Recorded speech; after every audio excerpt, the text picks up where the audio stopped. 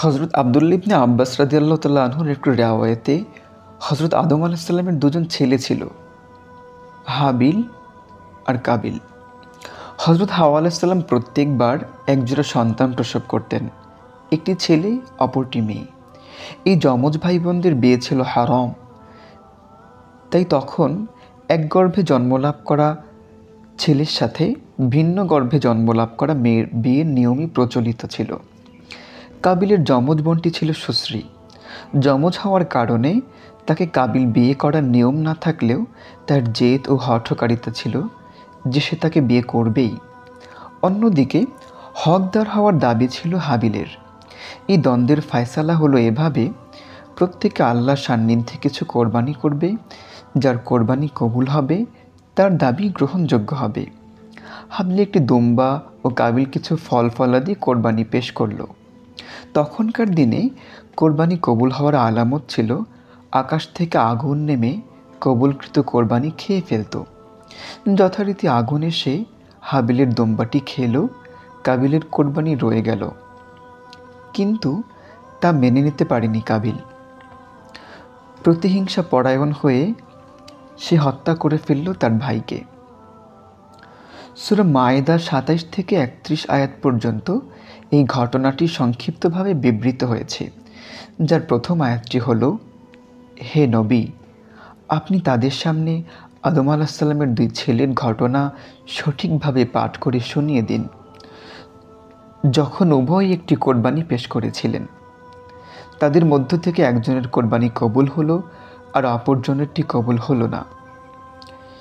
সে অপরজন বলতে লাগলো, আমি নিশ্চয়ই তোমাকে হত্যা করে ফেলব।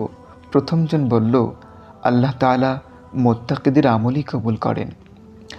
আদম আলাইহিস সালামের পর প্রত্যেক উম্মত বা জাতির মধ্যেই এই মোবারক আমল বিদ্যমান ছিল। আল্লাহ তাআলা বলেন, আর প্রত্যেক উম্মতের জন্য আমি কোরবানি নির্ধারণ করেছি, যেন তারা আল্লাহর দেওয়া চতুষ্পদ পশুর উপর আল্লাহর নাম উচ্চারণ করে। তোমাদের ইলাহ তো এক ইলাহ, অতএব তোমরা তারই অনুগত থাকো এবং আপনি সুসংবাদ দিন বিনীতদের। সূরা হজ আয়াত ৩৪। উল্লেখ্য যে সকল উম্মতের কোরবানির নিয়ম এক ছিল না। ইসলামী শরীয়তে যে পদ্ধতিতে কোরবানি করা হয় তাও আল্লাহ তাআলার পক্ষ হতে নির্দেশিত এবং তা মিল্লাতে ইব্রাহিমের অংশ। হজরত ইব্রাহিম আলাইহিস সালাম আল্লাহ তাআলার আদেশে তার প্রিয় পুত্র ইসমাইলকে কোরবানি দিতে উদ্যত হওয়ার ঘটনা খুবই প্রসিদ্ধ। এখানে বলে নেই, সমাজে কিছু প্রচলিত ঘটনা রয়েছে যার বেশিরভাগই ইসরায়েলি বর্ণনা, কিন্তু আমাদেরকে কোরআনে বর্ণিত ঘটনার উপরই সন্তুষ্ট থাকা উচিত।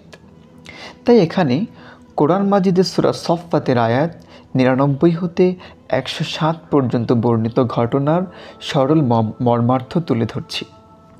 আর তিনি ইব্রাহিম আলাইহিস সালাম বললেন, আমি আমার রবের দিকে চললাম, তিনি অবশ্যই আমাকে সৎ পথে পরিচালিত করবেন। হে আমার রব, আমাকে এক সৎ কর্মপরায়ণ সন্তান দান করুন। অতঃপর আমি তাকে এক ধৈর্যশীল পুত্রের সুসংবাদ দিলাম।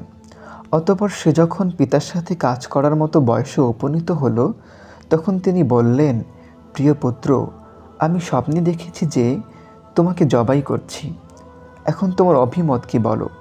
সে বলল, হে আমার পিতা, আপনি যা করতে আদিষ্ট হয়েছেন তাই করুন, ইনশাআল্লাহ আপনি আমাকে ধৈর্যশীলদের অন্তর্ভুক্ত পাবেন। তারা উভয় যখন আনুগত্য প্রকাশ করল এবং পিতা পুত্রকে কাত করে শুইয়ে দিলেন, তখন আমি তাকে আহ্বান করলাম, হে ইব্রাহিম, তুমি স্বপ্নাদেশকে সত্যি পরিণত করেছ। আমি এভাবেই সৎ কর্মপরায়ণদের পুরস্কৃত করে থাকি। নিশ্চয়ই এটি ছিল একটি স্পষ্ট পরীক্ষা এবং আমি তাকে মুক্ত করলাম একটি বড় জবাইয়ের পশুর বিনিময়ে। এটাই ছিল আমাদের কোরবানির প্রকৃত ইতিহাস এবং কোরআন হাদিস থেকে বর্ণিত সঠিক ইতিহাস। আমরা যে ঘটনা জানি, সমাজে যে প্রচলিত ঘটনা বর্ণিত আছে, এগুলো বেশিরভাগই ইসরায়েলি ঘটনা। আমরা এগুলোকে এড়িয়ে চলব ইনশাআল্লাহ।